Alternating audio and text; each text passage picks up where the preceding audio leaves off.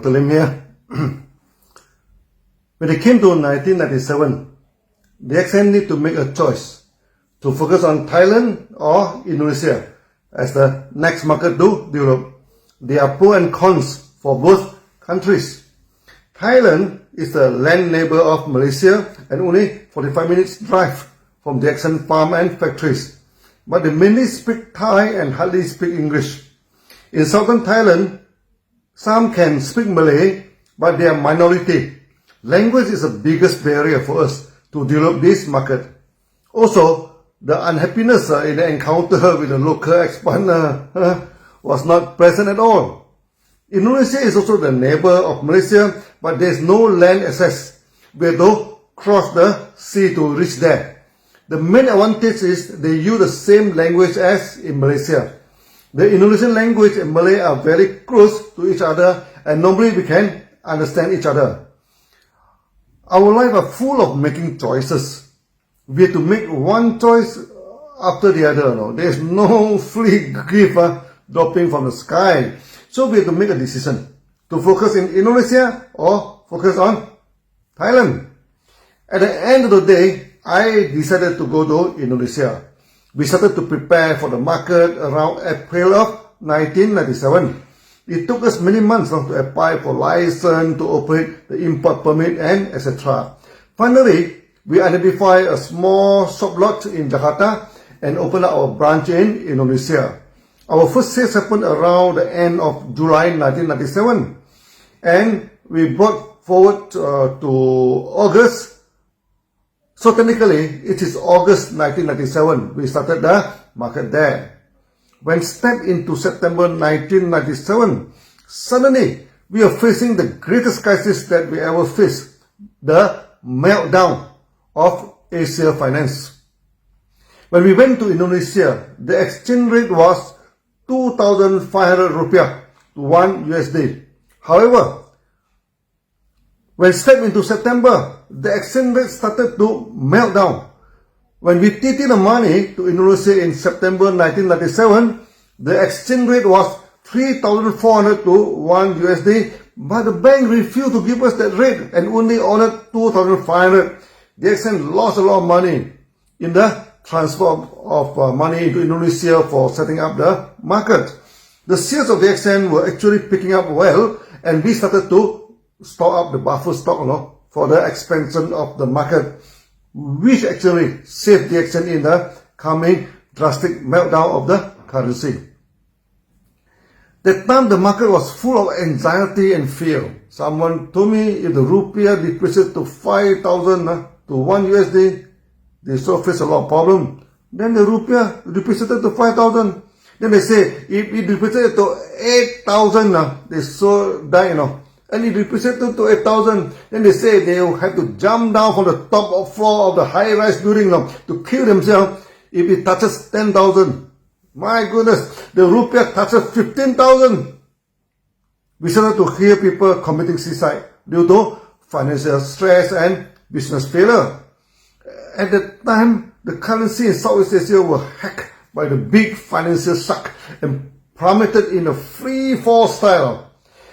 And the hardest hit was suffered by Indonesia. The currency was almost depreciated on a daily basis. We are full of shock and worry, Many American companies raise the price almost on a weekly basis. But no matter how you raise the price, it cannot catch up with the free plunk of the rupiah. When entering 1998, things turned from bad to worse. Many American companies will collapse or paralyzed by the currency meltdown. It is no longer possible for DXN to carry on the business as usual, as the currency has melted down from 1 USD to 2,500 to 15,000, depreciated 6 times in value. Even if you increase the price 100%, the market would collapse, not to say 600% increment, which was suicidal if we try to increase the price to the extent. I decided to call a mass meeting with all the members to discuss the situation. At the time, Budiman Sabin, not yet full-time as a member, but helped me to manage the market. He gathered about 600 people in the hotel. Budiman, one key stay staff and me sitting on the stage and facing about 600 members in the hall. The meeting was very eerie, with so many people in the hall. There was a perfect silence. Until today, I could not forget that eerie sensation. So many people gathered together, and absolutely no sound at all. I could sense the fear and stress in the member.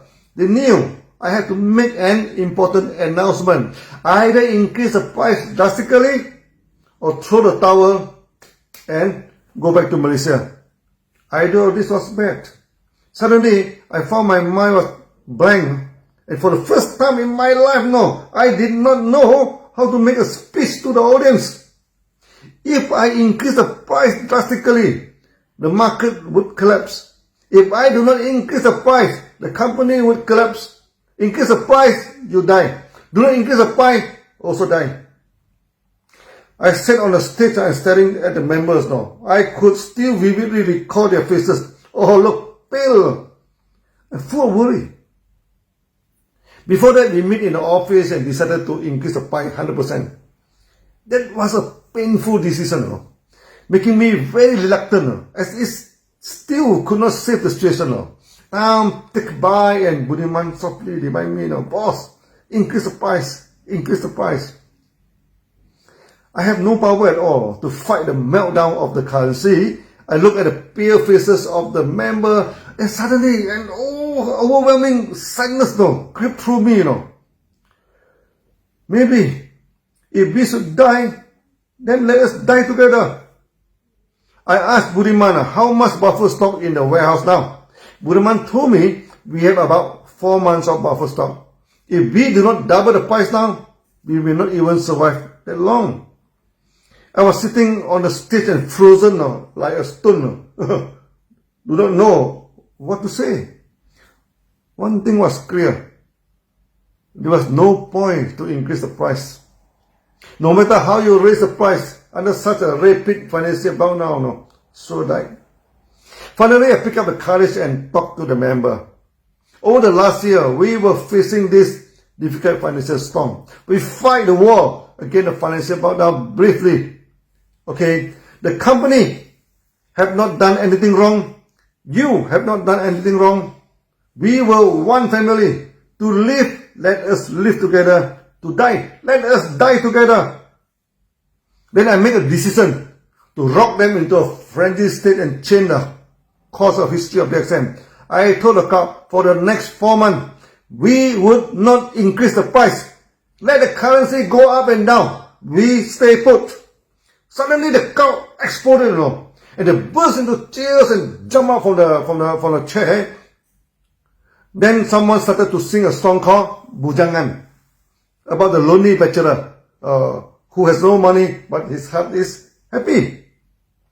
The song vibrated through the hall. Walau tiada uang tapi hati senang. This is the sentence that you should learn Malay, mean that even no money, my heart is happy. They started to dance with the rhythm of the song. The meeting was over. No matter what Budiman and me tried to talk to them, our speech was superseded by the song and everybody was dancing.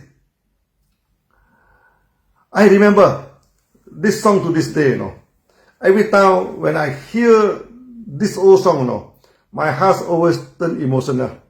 Okay, the news that DXN would not increase the price and stay put for the next 4 months spread like wildfire and ripple through the market.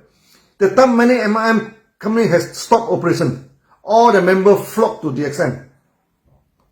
DXN became like a refugee camp. People queue out to join members. The line was so long, it extended to the outside road.